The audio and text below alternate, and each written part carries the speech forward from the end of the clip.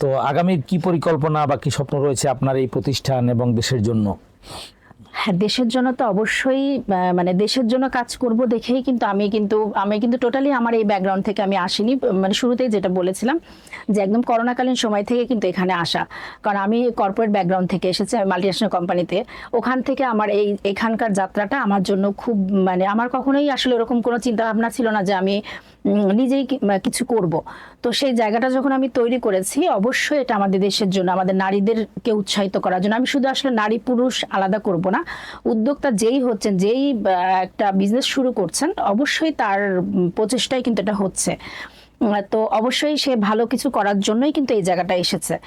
তো সবার উদ্দেশ্যে একটাই বলতে চাই যে যে কোনো উদ্যোগ শুরু করাটাই হচ্ছে সব থেকে বড় মানে আগ্রহ বা বড় একটা ইচ্ছা। তো এই ইচ্ছাটাকে ধরে রাখেন এবং সৎভাবে সুন্দরভাবে যেন বিজনেসটা করতে পারেন, সেই হিসাবেই কিন্তু আপনার কাজ করা উচিত। অবশ্যই আমাদের সবার সব ধরনের নলেজ নেই, কিন্তু আমরা প্রত্যেকটা মানুষই কিন্তু আমাদের নিজস্ব একটা মানে বুদ্ধি থেকেও কিন্তু আমরা অনেক কিছু বের করতে পারি। যেমন আপনাকে যেমন আমি বললাম যে আমি কেন হচ্ছে আপনার ওই বর্ণমালা শাড়িটা করলাম, তো ওইটা কিন্তু আমার মাথার মধ্যে থেকে একটা আইডিয়া আসলো যে না, আমি এরকম একটা ইনোভেটিভ কোনো কিছু একটা যদি করতে পারি, তো সেই ক্ষেত্রে হয়তো বা মানে জামদানির উপর একটা বিশেষ কিছু হবে। আমি আরো কিছু ডিজাইন নিয়েছি, সেগুলো পরপর আসছে। তো এভাবেই আসলে আগে মানে এগিয়ে যেতে হবে।